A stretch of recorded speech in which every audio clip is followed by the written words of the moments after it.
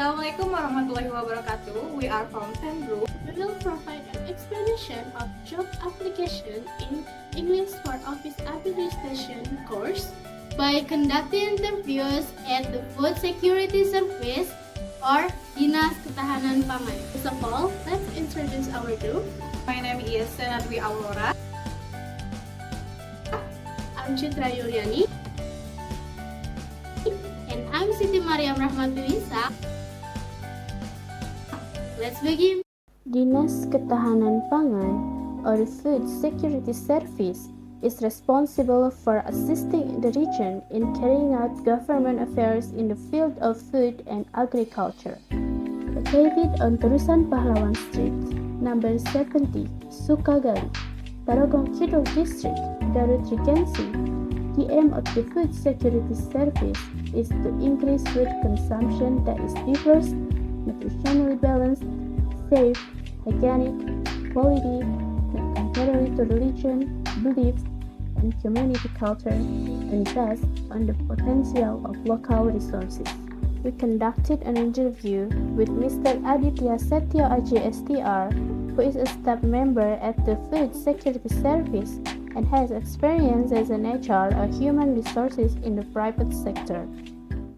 Sebelumnya, perkenalkan, nama saya Senadwi Aurora, mahasiswa pendidikan bahasa Inggris dari IP Garut.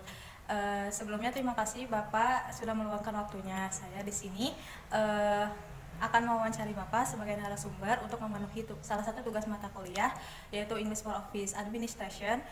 Mungkin sebelumnya Bapak bisa memperkenalkan diri Bapak. Gitu. Ya, perkenalkan, nama saya Aditya Setio Aji. Sekarang saya bekerja di Dinas Ketahanan Pangan sebagai staf kepegawaian. Oke, Bapak Adit, mungkin untuk pertanyaan pertama, bisakah Bapak menjelaskan pengalaman Bapak dalam memproses rekrutmen dari awal hingga akhir? Jadi, kami sebagai seorang HRD atau Human Resource dalam proses tahapan rekrutmen itu minimal ada 7 tahapan yang harus kami lalui. Yang pertama adalah mencari identifikasi, kemudian yang kedua adalah pembuatan deskripsi pekerjaan yang akan dilaksanakan. Kemudian yang ketiga adalah mencari kandidat. Nah, yang keempat itu barulah tahapan rekrutmen. Orang kan pasti akan memasukkan lamaran, CV. Nah, di situ kita mulai saring dari CV yang kita butuhkan, surat lamaran sesuai dengan apa yang dikehendaki sama perusahaan. Nah, seperti itu. Barulah orang-orang dengan kandidat tertentu yang sudah kita putuskan tadi, baru bisa kita lakukan tahapan berikutnya. Tahapan berikutnya setelah penyaringan tahapan pertama tadi itu adalah tes. Tesnya biasanya ada 2 hal. Pertama tes tertulis, yang kedua tes wawancara. Teman-teman perlu ketahui bahwa tes tertulis itu tidak ada kuncinya, tidak ada rahasianya. Yang utama itu adalah teman-teman belajar. Kan ada tes koran, tes menghitung cepat. Nah, itu hanya bisa dilaksanakan dengan cara belajar untuk bisa lolos di tahapan pertama. Nah, tes yang kedua barulah yang wawancara, itulah baru ada trik-triknya seperti apa. Jadi bagaimana cara menghadapi HRD, user, seperti itu, bagaimana kita menjual diri kita dalam arti agar bisa menarik bagi seorang user untuk memperkerjakan kita. Setelah tahapan itu selesai, tahapan pengumuman. Setelah tahapan pengumuman itu baru kontrak. Kalau teman-teman yang baru aja lulus, biasanya akan dijadikan trainee selama 1 tahun atau 2 tahun. Setelah memang dirasa cukup, teman-teman menduduki sebuah jabatan yang sudah mantap, barulah akan disodari kontrak baru sebagai karyawan tetap. Dan yang terakhir, proses masuknya teman-teman dari orang yang trainee dan menjadi pekerja yang sebenarnya. Seperti itu kurang lebih. Ada 7 tahapan. Mungkin untuk pertanyaan selanjutnya, nah biasanya kan pelamar tuh menyertakan 4 komponen job application seperti application form, CV, cover letter, atau supporting dokumen. Nah, kalau ini tuh apakah setiap pelamar tuh selalu melampirkan 4 komponen tersebut gitu? Iya, jadi 4 komponen itu adalah komponen yang saling terkait. Biasanya sebuah perusahaan itu sudah memberikan format-format tertentu, baik itu dalam pembuatan surat lamaran atau CV. Seorang HRD itu bisa saja langsung mencoret seseorang pelamar karena tidak memenuhi syarat. Contoh misalkan harus diketik menggunakan kertas A4 tapi ngetiknya pakai kertas F4. Nah, itu mudah saja, berarti ini orang itu sudah tidak memenuhi syarat. Nah, kan kita setiap membuat lowongan pekerjaan yang masuk itu kan ribuan ya. Seorang HRD itu tidak cukup waktu untuk menyeleksi satu-satu. Kalaupun toh dia sangat berkompeten, tapi itu untuk tahapan pertama sudah tidak memenuhi syarat, nah itu sudah wayan harus dieliminasi seperti itu. Jadi keempat komponen itu sangat berkaitan satu sama lain. Mungkin apa sih yang paling diperhatikan dari keempat komponen itu? Baik, kalau untuk surat lamaran jelas ya, jelas instansi yang teman-teman itu harus tepat. Misalkan PT Anugrah, contoh PT Anugrah belakangnya itu sampai apa, sampai TPK, ya itu harus jelas.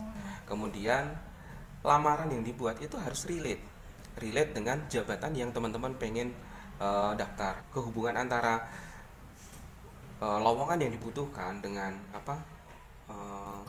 komponen itu sangat perlu dibutuhkan, perlu diperhatikan. Kemudian di CV. Kalau yang saya pernah alami, saya pernah lihat di lapangan, biasanya teman-teman kan pengen memberikan sebanyak-banyaknya informasi tentang diri kita. Nah, itu tidak perlu, teman-teman. Itu sangat membuang waktu bagi seorang HRD. Jadi teman-teman perlu hanya membutuhkan satu CV, tapi kira-kira sudah merangkum seluruh data identitas kita, pendidikan, kuliahnya di mana, jurusan apa, lulus baru. Karena kan seorang HRD kan tidak perlu informasi kamu SD di mana, SMP di mana, kan tidak butuh kan. Terus organisasi atau misalkan proyek-proyek yang pernah dilaksanakan di kampus, itu yang relate. Kita melamar sebagai seorang guru, kita pernah praktek kerja lapangan guru di SD mana. Nah, itu kan akan jauh lebih relate gitu. Oh, seseorang ini pernah bekerja menjadi guru atau pernah bimbel, pernah memiliki pengalaman bimbel seperti itu. Jadi kalaupun toh kita punya sertifikat banyak, masukkan saja yang kira-kira relate dengan jurusan atau jabatan yang akan kita lamar gitu. Nah, mungkin terus, apakah Bapak pernah menemukan informasi yang tidak akurat dalam CV pelamar? Kalau misalkan emang ada, bagaimana sih Bapak mengenanganinya gitu? Kalau untuk yang informasi tidak akurat itu biasanya itu tentang nomor HP. Biasanya informasi yang diberikan nomor HP-nya ini, begitu kita telepon hubungi tidak bisa. Mungkin kan karena itu memang nomor WA, begitu kita telepon kan tidak bisa. Ya, salah satunya dengan cara yang lain, misalkan dengan email untuk kasus itu. Atau kasus misalkan dia berbohong untuk sertifikat yang dia cantumkan. Nah, itu berarti sudah menjadi langsung dieliminasi aja gitu. Mungkin gitu ya Bapak. Mungkin ini untuk pertanyaan terakhir ya. Menurut Bapak, apa sih tips utama bagi pelamar dalam menyusun CV yang efektif dan sesuai dengan standar perusahaan? Oh ya, jadi pembuatan CV itu tadi kan itu saya sudah jelaskan bahwa harus sangat menarik ya. Zaman sekarang itu kan kita harus bisa manfaatkan aplikasi Canva, contoh Canva. Di Canva itu banyak sekali ribuan contoh CV yang bisa teman-teman ikuti. Nah, yang penting di situ tadi pertama harus berikan warna-warna yang padu, yang menarik, kira-kira seorang user itu bisa langsung tertarik untuk membacanya. Terus kemudian berikan yang relate, kemudian mungkin di bawah itu kata-kata motivasi atau jadi kan di situ kan seorang user sudah bisa melihat kesungguhan teman-teman dalam ini memang anak ini memang benar-benar memang sungguh-sungguh seperti itu. Mungkin itu pertanyaannya gitu, segitu pertanyaannya gitu. Terus makasih ya Bapak sudah membantu menjawab pertanyaannya gitu. Mungkin untuk selanjutnya di sini Bapak juga sebagai narasumber staf yang berpengalaman ya gitu. Untuk pertanyaan selanjutnya mungkin akan diwawancari oleh partner saya gitu. Makasih ya Bapak. Ini mungkin untuk pertanyaan selanjutnya ini berkaitan dengan Bapak sebagai narasumber yang berpengalaman gitu ya. Sebelum menjadi HRD gitu Bapak. Bagaimana sih proses masuknya Bapak itu ke perusahaan gitu? Jadi waktu itu saya juga fresh grade tahun 2015. Kemudian saya juga mengirimkan lamaran ke beberapa perusahaan. Jadi waktu itu ada salah satu perusahaan yang namanya Palmas Rasi. Ya, saya seperti teman-teman yang lain mengirimkan surat lamaran. Kemudian di situ saya juga menyantumkan CV. Kemudian tahapan yang kedua adalah proses tes tertulis, tes wawancara. Kemudian yang ketiga itu barulah saya dikontrak sebagai trainee seperti itu. Trainee-nya tuh saya kurang lebih 1 tahun. 1 tahun untuk bisa akhirnya menjadi seorang staf karyawan tetap seperti itu. Kalau proses menulis job application-nya gimana sih sampai Bapak tuh bisa jadi karyawan tetap gitu? Oh ya, jadi waktu itu memang format yang saya dapatkan itu kan dari perusahaan tidak ada. Jadi saya berusaha cari di internet, cari format yang terbaik. Jadi sudah saya temui, kemudian kata-katanya saya rubah. Jadi di atas itu kan biasanya berisi tentang lamaran kita, identitas kita. Nah di bawah itu perlu sekali untuk teman-teman cantumkan kesungguhan teman-teman untuk menduduki jabatan tersebut. Seperti sebuah klaim diri kita bahwa kita tuh siap. Nah mungkin salah satu melihat kesungguhan saya itu dari situ. Jadi itu yang menjadi poin menarik perusahaan gitu ya Pak? Iya. Dipanggil wawancara gitu. Iya. Jadi keterampilan spesifiknya apa sih Bapak yang Bapak cantumkan itu biar yang dari kelapa sawit tadi itu menarik Bapak buat jadi karyawan tetap? Jadi kalau di sebuah perusahaan kita sebagai seorang lulusan kuliah itu harus memiliki beberapa kemampuan. Kemampuan itu kemampuan manajerial, kemampuan dalam mengelola keuangan, kemampuan dalam mengatur karyawan. Di situ kita jelaskan saja kita pernah menduduki misalkan organisasi apa di kampus sebagai apa, atau pernah bikin event di kampus kita sebagai seksi acara, sebagai seksi koordinator. Itu sangat menggelitik user gitu. Oke, mungkin ke ini Pak, ke bagian-bagian dari job application sendiri kan ada nih opening, terus bagian intinya sama closingnya. Di bagian inti Pak gimana sih cara Bapak itu menyimpan istilahnya rayuan gitu ya Pak buat rekrut tuh lihat bagian itu gitu. Perlu kita cantumkan kelebihan kita. Kelebihan kita minimal 5 lah. Kelebihan kita contoh bilang aja di situ, bisa public speaking, bisa mengelola keuangan, bisa mengakomodir orang banyak. Nah seperti itu. Terus kalau kekurangan itu biasanya disebutkan pada saat rekrutmen, saat wawancara kan biasanya kamu silahkan sebutkan kelebihan dan kekuranganmu. Contoh kekurangannya, saya ini mudah lupa, tapi itu harus langsung disapu, dalam arti langsung ditutup. Contoh, saya mudah lupa tapi saya ini suka mencatat, jadi apa yang saya kira-kira akan mudah lupa atau planning dalam hari itu saya akan catat, atau hasil kerja saya akan saya catat. Jadi rayuan yang di application tadi, yang di inti tadi itu pertama kan intinya apa yang kita lamar itu harus relate dengan pengalaman kita. Beda kaitannya kita melamar walaupun kita jurusan bahasa Inggris tapi kita pengen sebagai content creator. Di situ kan berarti jelas kita pernah bikin video ini, pernah trending, pernah apa. Nah itu kan sesuatu hal yang relate seperti itu. Gitu. Mungkin Bapak tadi pertanyaan jawaban yang sebelumnya itu udah menjawab pertanyaan yang ini. Baik Bapak. Lalu untuk pertanyaan lanjutan, bagaimana Bapak mengintegrasikan surat lamaran kerja dengan CV, formulir aplikasi, dan dokumen pendukung lainnya untuk memastikan Bapak itu mendapatkan panggilan wawancara? Pertama, di identitas kan memang karena isinya pasti akan sama. Kemudian bukti dukung tentang kemampuan saya, tentang prestasi kerja saya ada di CV, itu dijelaskan di surat lamaran. Jadi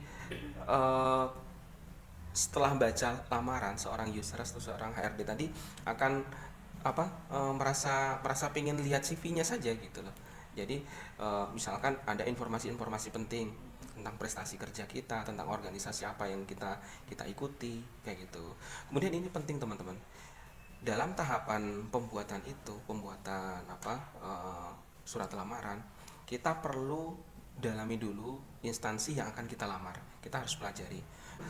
Karena di situ itu harus di kalimat di awal itu dikonekkan, saya sebagai seorang jurusan ini melihat misalkan sebuah instansi membutuhkan jurusan ini, saya merasa mampu untuk menduduki jabatan tersebut. Oleh karena itu saya mengirimkan lamaran ke instansi ini dengan beberapa prestasi kerja dan pengalaman organisasi yang saya sebutkan di CV. Seperti itu kurang lebih. Lalu untuk selanjutnya, bagaimana Bapak menyusun surat lamaran kerja mulai dari informasi pembuka hingga penutup sehingga berhasil menarik perhatian perekrut dan panggilan wawancara? Sebenarnya itu tidak ada tahapan bakunya seperti apa ya. Yang penting informasinya itu jangan rancu. Misalkan kita sudah jelaskan, misalkan di tahapan pembuka kita sudah menceritakan hal apa, kan kita bisa petakan ya. Di sini di tahapan pembuka kita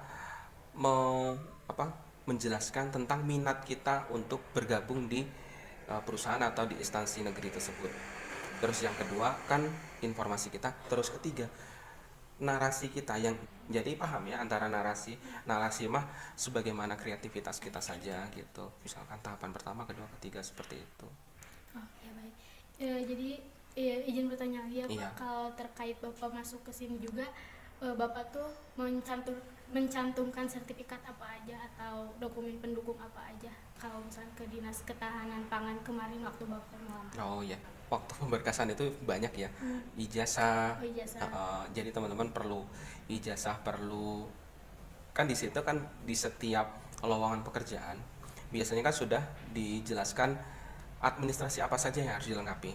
Jadi teman-teman, tahapan rekrutmen tadi itu tahapan yang sangat sensitif ya. Jadi terbalik sedikit dari runtutan yang sudah dijelaskan di lowongan pekerjaan. Contoh pertama itu adalah foto, baru fotokopi KTP, baru materai, baru surat lamaran. Itu dibalik saja, itu bisa langsung dibuang sama bisa. Harus sesuai urutan. Harus sesuai urutan. Nah, itu berarti memang sangat sensitif. Jadi apa yang saya alami itu memang tahapan rekrutmen, karena kenapa? Kita tuh bersaing sama ribuan orang, teman-teman.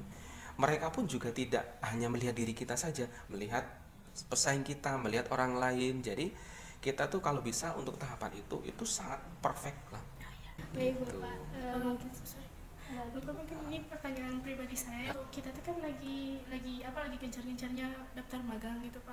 Nah, biasanya CV bahasa Inggrisnya sangat banyak dilirik, itu benar gak sih Pak? Ya, karena itu kan salah satu kemampuan kita. Berarti kita bisa kemampuan bahasa skill Inggris, tambahan. ada punya skill tambahan. Perlu misalkan ya, kan kita tahu juga seorang HRD itu bisa membaca kita atau membaca atau mengartikan CV kita atau membaca surat lamaran kita atau tidak. Takutnya itu menjadi sebuah bumerang. Tidak apa-apa dicantumkan 2. Oh, tidak apa-apa. Cantumkan 2. Tapi Anda sudah berhimpitan tadi. Misalkan pertama kita yakin bahasa Indonesia dulu lah, baru bahasa Inggris. Nah kayak gitu. Di surat lamaran seperti itu, surat CV juga seperti itu. Itu terima kasih Bapak. Terima kasih Bapak. Mungkin pertanyaan dari kami sekian gitu ya. Terima kasih atas waktunya. Mudah-mudahan lancar-lancar bekerja di Amin, sini amin. ya Bapak. Terima kasih Bapak. Sami-sami.